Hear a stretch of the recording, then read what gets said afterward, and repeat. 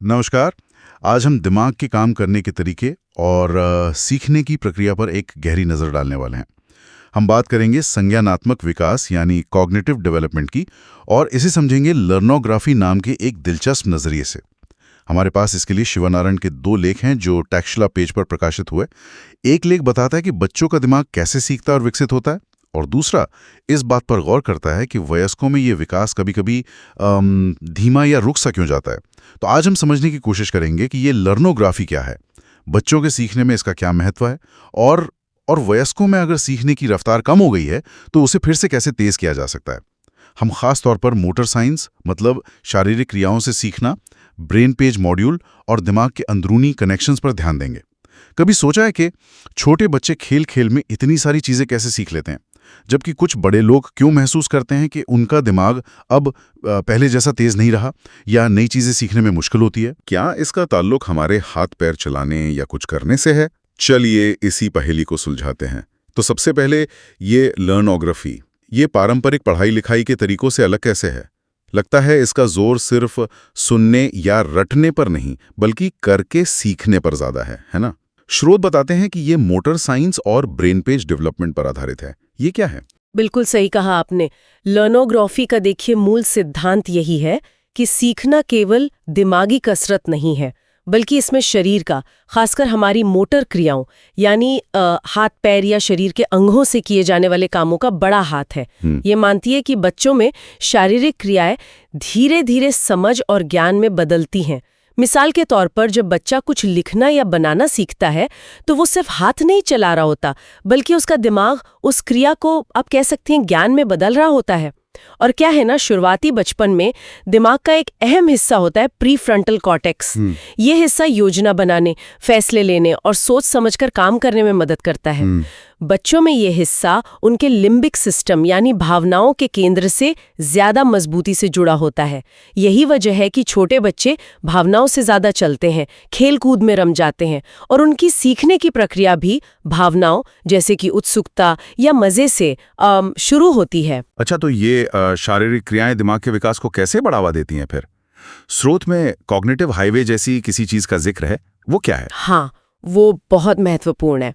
देखिए, जैसे जैसे बच्चे शारीरिक क्रियाओं के जरिए सीखते हैं, लिखना, चित्र बनाना, कोई मॉडल बनाना, पजल जोड़ना, तो उनके दिमाग के 2 हिस्सों के बीच का कनेक्शन मजबूत होता जाता है।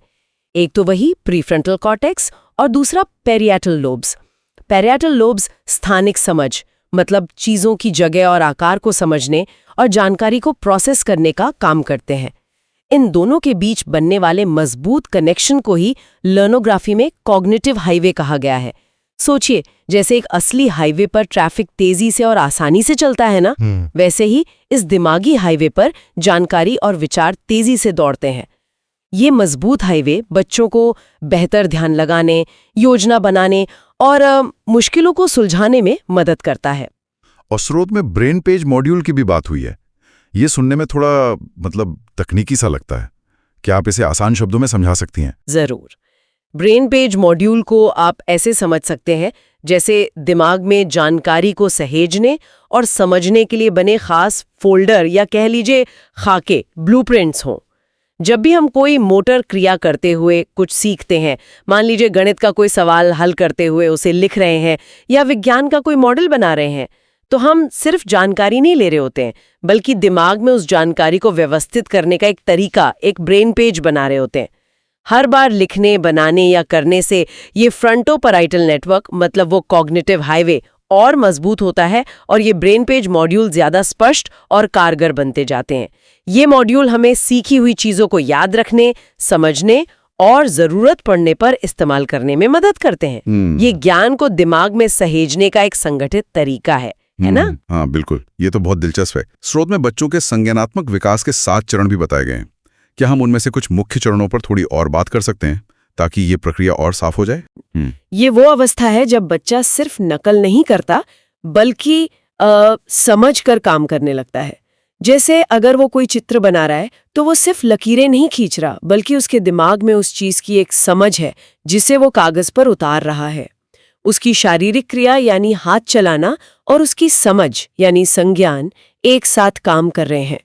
लोगोनोग्राफी कहती है कि यही मोटर ज्ञान यानी करके सीखने वाला ज्ञान आगे चलकर दिमागी ज्ञान का आधार बनता है। अच्छा, तो मतलब सिर्फ नकल नहीं, समझ के साथ काम करना। जी हाँ, बिल्कुल। दूसरा महत्वपूर्ण पड़ाव है विजुअल स्पेशल लर्नोग्राफी का विकास। इसमें बच्चा चीजों की दिमागी तस्वीर बनाना सीखता है। वो मन ही मन चीजों को घुमाकर देख सकता है, उनमें होने वाले बदलावों की कल्पना कर सकता है और नतीजों का अंदाजा लगा सकता है। सोचिए, जैसे किसी खिलौने के हिस्सों को जोड़ने से पहले बच्चा मन में सोचता है कि कौन सा हिस्सा कहाँ लगेगा। ये क्षमता दिमाग के पेरिएटल और ऑसिपिटल लोब के जंक्शन और हिप्पोकैम्पस से आती है। ये विजुअल यानी देखकर सीखने और स्थानिक तर्क का न्यूरल आधार है। तीसरा और शायद सबसे दिलचस्प बदलाव है भावनात्मक सीखने से संज्ञानात्मक सीखने की ओर जाना। इस चरण में बच्चे सिर्फ मजे के लिए नहीं खेलते, बल्कि वे चुनौतियों का सामना करने में आनंद लेने लगते हैं। वे मुश्किल लगने वाले एकेडमिक कामों में भी डटे रहते हैं। ऐसा इसलिए होता है क्योंकि उनका प्रीफ्रंटल कॉर्टेक्स मतलब सोच समझ वाला हिस्सा लिम्बिक सिस्टम यानी भावनाओं वाले हिस्से पर नियंत्रण करना सीख जाता है। अब उनकी भावनात्मक ऊर्जा जैसे जिज्ञासा या खेलने की इच्छा सीखने की ऊर्जा में बदलने लगती है, एकाग्रता और रचनात्मकता में। वाह, ये तो सच में कमाल का बदलाव है। बच्चे चुनौतियों का आनंद लेने लगते हैं। और वो हिप्पोकैम्पस, ये नाम तो बड़ा अनोखा है। ये क्या चीज है असल में? हाँ, हिप्पोकैम्पस भी एक रोचक अवधारणा है। ये बच्चे की उस क्षमता को दिखाता है जिससे वो ज्ञान के भंडार में से खास तथ्यों या विचारों को मानसिक रूप से ढूंढ निकालता है। जैसे एक कंपास दिशा बताता है, वैसे ही ये हिप्पोकैम्पस बच्चे को जानकारी के समंदर में सही रास्ता दिखाता है, आप कह सकती हैं। वो आसानी से तथ्यों को याद कर सकता है, घटनाओं का क्रम बता सकता है और अलग-अलग विचारों के बीच संबंध जोड़ सकता है। ये असल में दिमाग के हिप्पोकैम्पस और पैरिएटल लोब के बीच बने नेविगेशन सिस्टम की सक्रियता को दिखाता है। इसे आप लर्नोग्राफी का न्यूरल जीपीएस भी कह सकती हैं। न्यूरल जीपीएस, अच्छा। आपने बताया कि ये विकास शारीरिक क्रियाओं और दिमाग के कनेक्शन से जुड़ा है। स्रोत में लिम्बिक, कॉग्निटिव और मोटर लर्नर्स की भी बात की गई है। क्या इसका मतलब है कि अलग-अलग बच्चे अलग-अलग तरीकों से सीखते हैं? हाँ, कुछ हद तक ऐसा ही है। ये 3 प्रकार बताते हैं कि सीखने के दौरान बच्चे के दिमाग का कौन सा हिस्सा ज्यादा सक्रिय रहता है। लिम्बिक लर्नर्स मुख्य रूप से भावनाओं से सीखते हैं। उनका सीखना खुशी, डर, प्रेरणा, जिज्ञासा जैसी भावनाओं से बहुत प्रभावित होता है। छोटे बच्चे अक्सर इसी श्रेणी में आते हैं। कॉग्निटिव लर्नर्स सीखने के लिए दिमाग के सोचने समझने वाले हिस्सों का ज्यादा इस्तेमाल करते हैं। उन्हें तर्क करना, विश्लेषण करना पसंद होता है। और मोटर लर्नर्स करके सीखते हैं। उनके लिए शारीरिक रूप से शामिल होना, चीजों को छूना, बनाना, लिखना, ये सब बहुत जरूरी होता है। उनका मोटर कॉर्टेक्स और पैरिएटल लोब ज्यादा सक्रिय रहते हैं। तो अगर बच्चे इन अलग-अलग तरीकों से सीखते हैं, तो लर्नोग्राफी का असल मकसद क्या है? मतलब क्या किसी एक तरीके पर जोर देना है? नहीं, बिल्कुल नहीं। लर्नोग्राफी का लक्ष्य इन तीनों तरीकों को अलग-अलग रखना नहीं, बल्कि उन्हें एकीकृत करना यानी एक साथ लाना है। आदर्श सीखने की प्रक्रिया कुछ ऐसी होती है। पहले भावना, लिम्बिक सिस्टम, सीखने की चिंगारी लगाती है, जैसे जिज्ञासा। फिर संज्ञान, कॉग्निटिव सिस्टम उसे दिशा देता है, जानकारी को व्यवस्थित करता है, समझने में मदद करता है।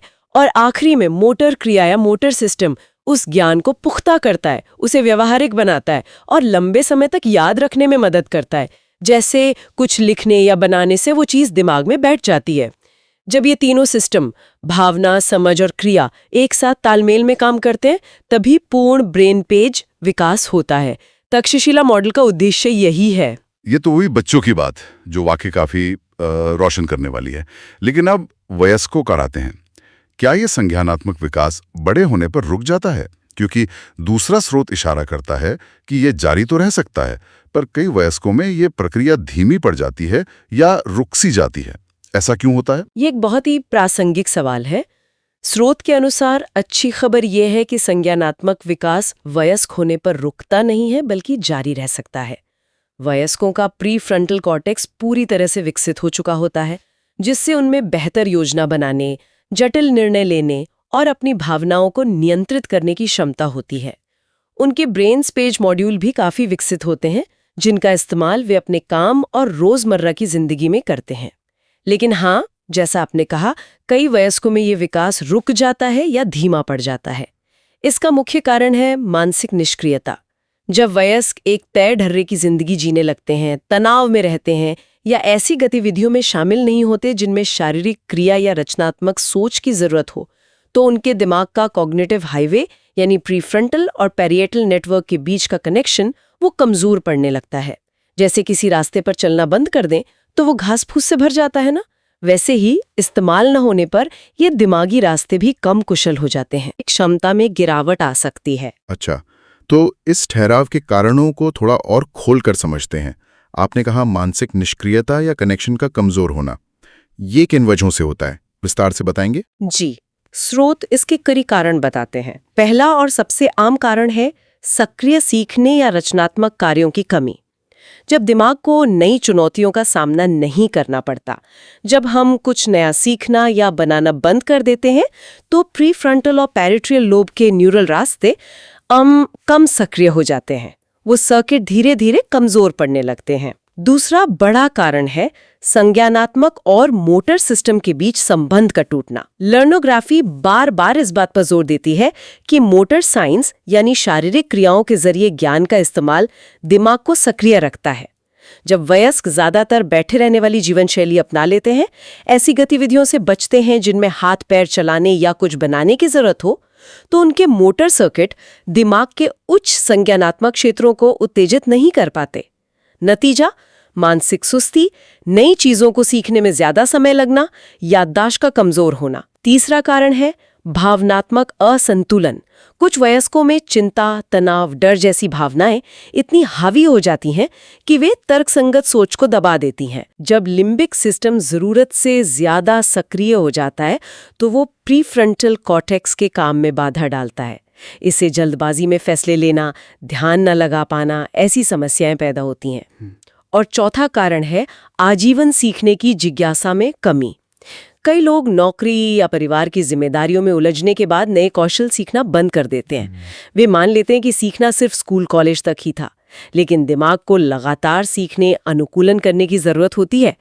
इस सीखने के बिना वयस्क अपनी न्यूरोप्लास्टिसिटी मतलब दिमाग की बदलने की क्षमता खोने लगते हैं। ये कारण तो वाकई चिंताजनक है, खासकर ये विचार कि हम खुद ही अपनी सीखने की क्षमता को कमजोर कर सकते हैं। पर क्या इस ठहराव को पलटा जा सकता है? क्या लुग्नोग्राफी वयस्कों के लिए भी कोई समाधान सुझाती है? हाँ, और दिलचस्प बात यह है कि लुग्नोग्राफी मानती है कि इस ठहराव को न सिर्फ रोका जा सकता है बल्कि पलटा भी जा सकता है। इसके मुख्य समाधान फिर से उन्हीं मूल सिद्धांतों पर आधारित है: motor science, brain page rehearsal और भावनात्मक संतुलन। पहला समाधान है मोटर साइंस का फिर से इस्तेमाल। वयस्कों को ऐसी गतिविधियों में शामिल होने के लिए प्रोत्साहित किया जाता है जिनमें ज्ञान को शारीरिक और मानसिक क्रियाओं में बदला जाए। जब वयस्क दोबारा करके सीखने लगते हैं, चाहे वो कुछ नया लिखना हो, कोई वाद्य यंत्र बजाना सीखना हो, बागवानी करना हो, कुछ भी, तो ये उनके मोटर कॉर्टेक्स और पैराइटल लोब को उत्तेजित करता है। इससे वो सुस्त पड़ गए संज्ञानात्मक सर्किट फिर से सक्रिय हो जाते हैं। अच्छा, यानी करके सीखना सिर्फ बच्चों के लिए नहीं? बिल्कुल नहीं। दूसरा तरीका है ब्रेन पेज रिहर्सल।